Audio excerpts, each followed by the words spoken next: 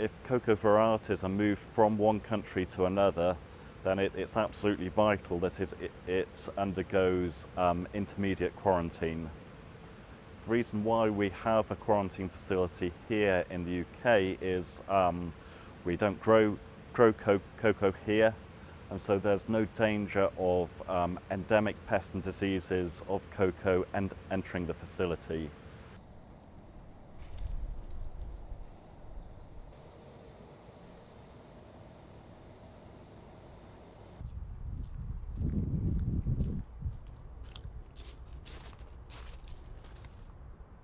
It's actually a requirement of some cocoa growing countries that if they receive new varieties into their country, it must have undergone intermediate quarantine in a temperate country beforehand.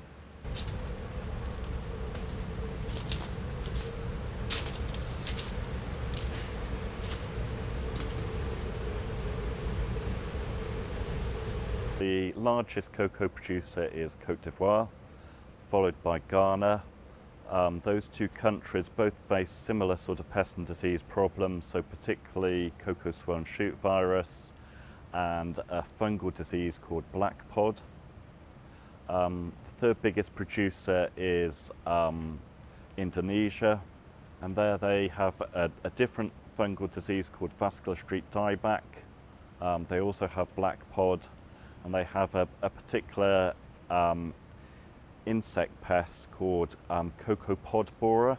So as the name suggests, cocoa pod borer burrows its way into the pods and can ruin the beans.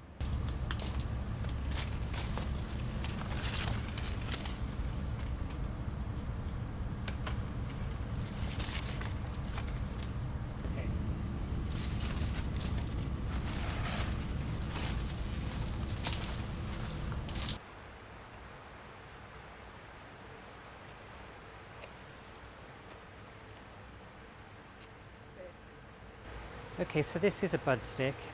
Potentially that could produce 6 plants just from that one stick. So it's a very effective method of transporting potential plants around the world. You can literally potentially fit hundreds in a jiffy bag. So what we do, we're literally going to cut an elongated rectangle into the piece of wood, and that potentially is now going to be the plant. So I gently tease this away from the stick. It's important to keep it in one piece, so gently as possible. And then just remove anything from inside, like so. And that potentially is the new plant. Just that tiny little thing there, barely an inch long. Now what I'll be doing is cutting almost exactly the same shape into this plant, which is going to be the host. So we're cutting again an elongated rectangle in, slightly longer this time, so I'm going to need a little tab.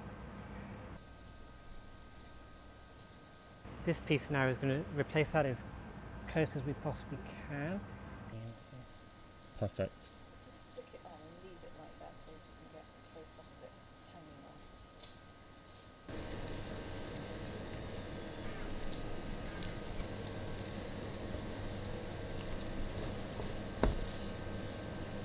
Hopefully, in 2 weeks' time, we'll get a successful graft here.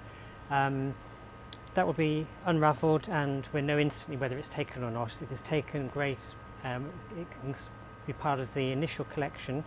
And I've got one here that we grafted in June this year, so that's just over 6 months old, and it's been really successful. It's a really happy plant, and it's really obvious that the graft is taken.